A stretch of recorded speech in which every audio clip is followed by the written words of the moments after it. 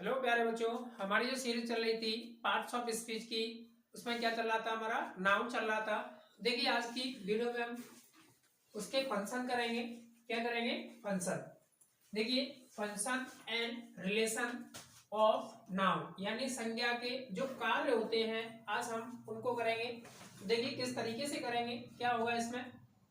देखिए कारक, क्या लिखा है? ये कारक से इंग्लिश में बोलते हैं हम केस। यानी केस कितने प्रकार के होते हैं? तीन प्रकार के होते हैं। कितने प्रकार के होते हैं? तीन प्रकार के केस होते हैं। देखिए पहला क्या होता है, पहला केस क्या होता है वो देखते हैं। देखिए पहला होता है सब्जेक्टिव या नॉमिनेटिव केस। अब आप कहोगे कि ये सब्जेक्टिव और नॉमिनेटिव क्या होता है? ये दोनों एक ही होते हैं। सब्जेक्ट को सब्जेक्ट को ही हम नॉमिनेटिव बोलते हैं। दूसरा क्या है? Objective case. क्या है ये? Objective case. और जो नंबर अगला है वो है पजेसिव केस। ये तीन केस होते हैं। अब देखिए इन्हें हम समझते हैं कैसे, क्या होता है इसमें। देखिए पहला क्या है? सब्जेक्टिव केस, यानी नॉमिनेटिव केस भी हम इसे बोल सकते हैं। देखिए हम किसे कैसे समझाएंगे इसे। यदि नाउन या प्रोनाउन किसी वाक्य में सब्जेक्ट यानी कर्ता सब्जेक्ट का कार्य करता है तो उसे नॉमिनेटिव केस में माना जाता है। ये इसकी क्या हो जाएगी? डेफिनेशन हो जाएगी। चलिए नेक्स्ट देखते हैं।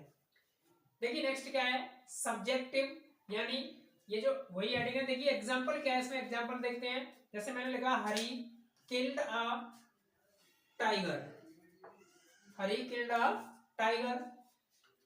तो देखिए इसमें सब्जेक्टिव केस या नॉमिनेटिव केस क्या हो जाएगा आपका? ये जो हरी है ये क्या हो जाएगा आपका? सब्जेक्टिव केस हो जाएगा। क्या हो जाएगा? Subjective case. यानी देखिए subject as subjective case noun, यानी किस तरीके से होगा। देखिए सी गोज टू स्कूल, तो यहाँ पर ये जो सी है ये सी क्या हो जाएगा? सब्जेक्टिव केस हो जाएगा। यानी ये प्रोनाउन यानी एज ए सब्जेक्टिव केस के रूप में होगा। लेकिन होगा क्या? ये प्रोनाउन होगा और ये क्या होगा आपका? नाउन होगा। क्या होगा?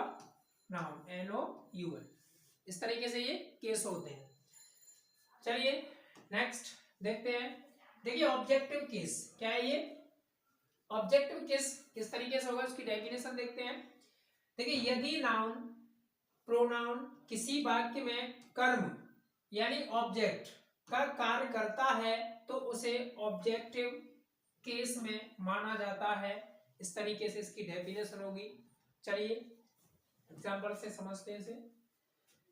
देखिए ऑब्जेक्टिव केस एग्जाम्पल क्या है इसका? देखिए एग्जाम्पल देखते हैं।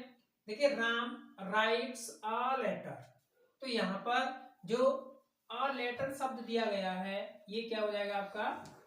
ऑब्जेक्टिव केस हो जाएगा और नाउन का भी कार्य करेगा। ऐसे ही पूजा हेल्प्स हर, तो यहां पर ये हर शब्द है ये क्या हो जाएगा आपका? ऑब्जेक्टिव केस हो जाएगा। ये यहाँ पे किसका कार्य कर रहा है? ये प्रोनाउन का कार्य कर रहा है, यानी ये प्रोनाउन भी होता है। चलिए नेक्स्ट देखिए पजेसिव केस क्या दिया है। पजेसिव केस को हिंदी में बोलते हैं अधिकारक। क्या बोलते हैं? अधिकारक बोलते हैं।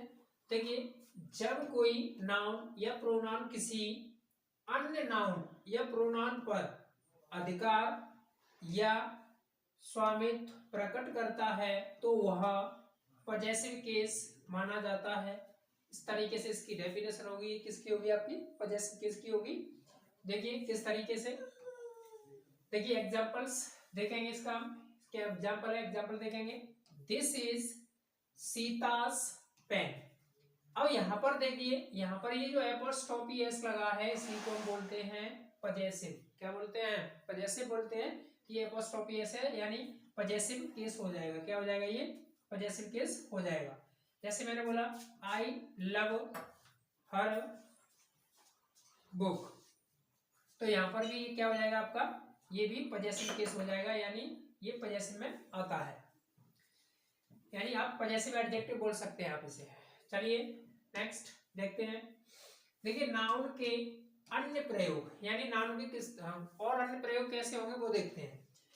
देखिए नाउन का प्रयोग तीन अन्य और तरीकों से प्रयोग किया जाता है। यानी पहला होता है कॉम्प्लीमेंट ऑफ अ वर्ब, यानी कॉम्प्लीमेंट के रूप में, एक वर्ब के रूप में भी होगा। दूसरा है case in apposition to a noun यानी केस इन अपोजिशन के रूप में भी होगा एक नाउन के रूप में। नंबर 3 है नाउन ऑफ एड्रेस या वोकेटिव केस, कॉलिंग केस, यानी वोकेटिव केस भी होगा। वो किस तरीके से होगा, चलिए एग्जांपल देखते हैं इसके। देखिए एग्जांपल देखने से पहले थोड़ा सा और है, देखिए कुछ क्रियाओं का पूर्ण भाव को प्रकट करने के लिए कॉम्प्लीमेंट का प्रयोग करते हैं। कैसे करते हैं चलिए वो देखते हैं। देखिए मैंने बोला रमेश इज अ टीचर। अब यहाँ पर टीचर क्या है, टीचर यहाँ पर क्या हो गया तुम्हारा ऑब्जेक्ट हो गया। अब ये रमेश क्या हो गया आपका सब्जेक्ट हो गया।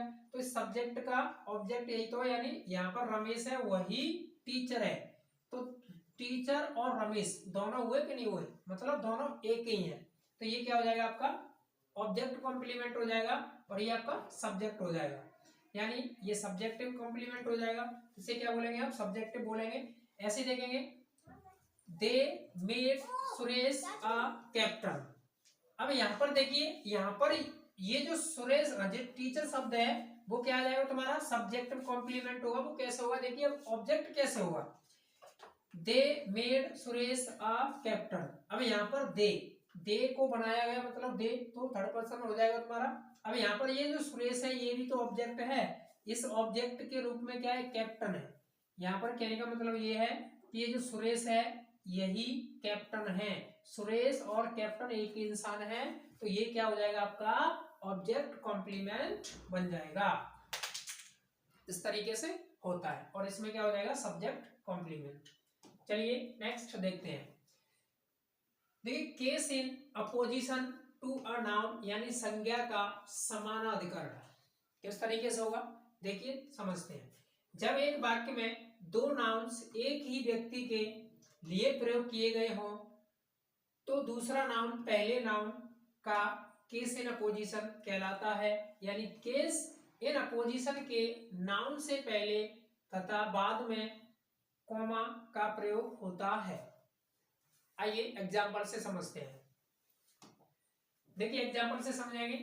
देखिए क्या है, रमेश कॉमा लग गया, the doctor saved the patient. तो यहाँ पर जो केस इन अपोजिशन शब्द है वो ये वाला है, क्योंकि ये इससे रिलेटेड है, इसलिए ये क्या हो जाएगा आपका केस इन अपोजिशन हो जाएगा। और ये कॉमा के बाद लिखा गया है, यानी यहाँ कॉमा लगा है फिर उसके बाद में यहाँ कॉमा लगा है, तो ये आपका क्या हो जाएगा केस इन अपोजिशन। इस वाक्य में डॉक्टर रमेश का केस इन अपोजिशन है, यानी जो डॉक्टर शब्द है वो किसका है रमेश का केस इन अपोजिशन है। चलिए नेक्स्ट देखते हैं। देखिए नॉमिनेटिव ऑफ एड्रेस या वोकेटिव केस, जब हम किसी व्यक्ति को पुकारते हैं अथवा उसका ध्यान अपनी ओर आकर्षित करते हैं तो वह वोकेटिव केस यानी नॉमिनेटिव ऑफ एड्रेस में हो जाता है। आप बोल सकते हैं कि वो वोकेटिव केस भी होता है। चलिए एग्जाम्पल से समझते हैं इसे भी। देखिए एग्जाम्पल क्या है, पूजा कम हियर। एक एग्जाम्पल और है इसमें, गर्ल्स कीप क्वाइट। अब यहाँ पर ये जो शब्द दिया है पूजा, ये पूजा क्या हो जाएगा आपका नॉमिनेटिव हो जाएगा और ये क्या हो जाएगा आपका दरबड़ हो जाएगा, यानी किस में हो जाएगा। यहाँ पर जो गर्ल शब्द दिया है ये भी क्या हो जाएगा आपका नॉमिनेटिव सब्जेक्ट हो जाएगा, क्या हो जाएगा नॉमिनेटिव एड्रेस या वोकेटिव केस हो जाएगा। उपर्युक्त वाक्य में पूजा एवं गर्ल्स का प्रयोग वोकेटिव केस के रूप में हुआ है। किसके रूप में हुआ है वोकेटिव केस के रूप में हुआ है। तो ये इस तरीके से हम इसे करते हैं। तो प्यारे बच्चों अगर हमारी वीडियो अच्छी लगी हो तो उसे लाइक करें, सब्सक्राइब करें और ज्यादा से ज्यादा शेयर करें। Thanks for watching.